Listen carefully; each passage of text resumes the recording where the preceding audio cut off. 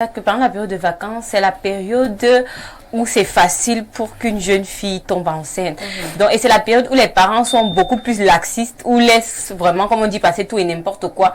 Mais c'est normalement la période où il faudrait mieux encadrer l'enfant parce que, vous savez, quand l'enfant finit l'école, on se dit on a fini, c'est le moment de se détendre, c'est le moment de se reposer, c'est le moment de faire des sorties et tout.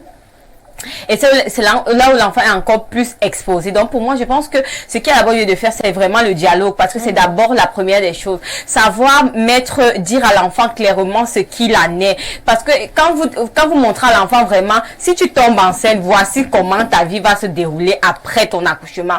Parfois, oui, sur les faits accomplis, il faudrait que l'enfant sache que, où je suis en train de partir, là, si je ramène quelque chose qui va me dépasser, voici comment. Et l'enfant, ta mère te dit, moi, notre mère avait tout le temps dit que si tu tentes d'aller avorter, tu meurs. Voilà, ça j'ai parlé, je suis passée derrière. Donc, tu sais déjà que comme tu parles là, si c'est que tu tentes, vraiment, on va te coucher quelque part et n'en va à personne. Donc, pour moi, je pense quand même qu'il faudrait que les parents préviennent les enfants.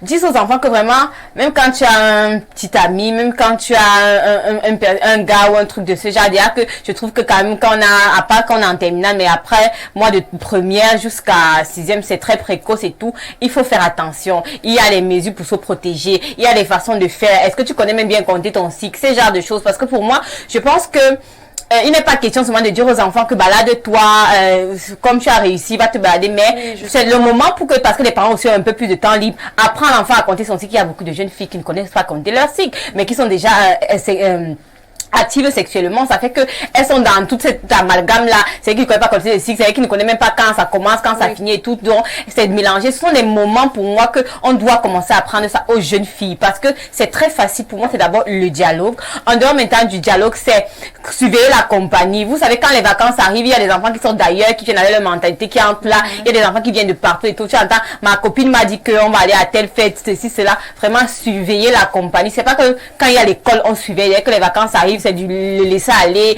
L'enfant. Tu penses que les parents ne surveillent pas? Non, les parents, non, il y a, moi je te mens pas. Les parents qui sont dans mon quartier, non, il y a, non, surtout dans mon quartier, il n'y a pas de surveillance, non. On ne surveille pas. Non, on ne surveille pas. Non, tu n'as pas besoin il y a des choses qui prouvent que cet enfant ne peut pas être surveillé. Tu vois, une jeune petite fille qui a des mèches qui, toi-même en tant que femme, jeune fille, tu ne peux pas arriver là, tu arrives après les genoux, qui a des ongles que même laver les assiettes ne peut pas, et des cils que même le mot, même s'il se pose des questions. Non, parce que tu vois que même dans Nyanga là, il y a encore un niveau de Nyanga. Donc pour moi, je pense vraiment que ce sont ces petites choses que les parents devraient revoir. Ce sont ces choses-là que quand on néglige, on se dit que non, justement, comme Claudia vient de dire, non, elle a les longs, c'est ça qui fait quoi? Ça ne veut rien dire. Ce sont les parents qui banalisent ça, mais ce sont des choses qui sont très, très importantes. Et ce sont sur les détails comme ça que les enfants tombent. Et pour moi, je pense que le plus important, c'est vraiment être complice avec ses parents. Parce que quand vous avez une certaine complicité avec votre enfant, l'enfant a la facilité de vous dire des choses. Même parfois, quand il a des enfants, vous savez, il y a des enfants, comme Karine disait, c'est pas forcément parce que ça intéresse l'enfant ou c'est vraiment le moment, mais juste pour aller savoir à quoi c'est même quoi, ça sert à quoi, c'est comment là-bas et tout, mais elle n'a pas le courage peut-être de venir vous parler de ça. Ça fait mal. Est-ce que c'est tout ça? Parce que j'ai peut-être des amis qui sont déjà plus éveillés dans ce sens-là par rapport à toi. On te dit, oh non, quand on fait, tu as envie de savoir, comme tu as envie de connaître que c'est comment. Et tous les petits commentaires et tout, tu vois. Donc moi, je pense que ce qui est aussi très, très, très important, c'est avoir cette complicité avec son parent. Tu vois, imagine que tu as eu quelque chose comme ça, tu as la facilité de dire à ta mère le soir que, il y a eu ci, il y a eu ça, il y a eu ci, il y a eu ça. Tu vois que ta mère peut aussi mieux savoir que parce que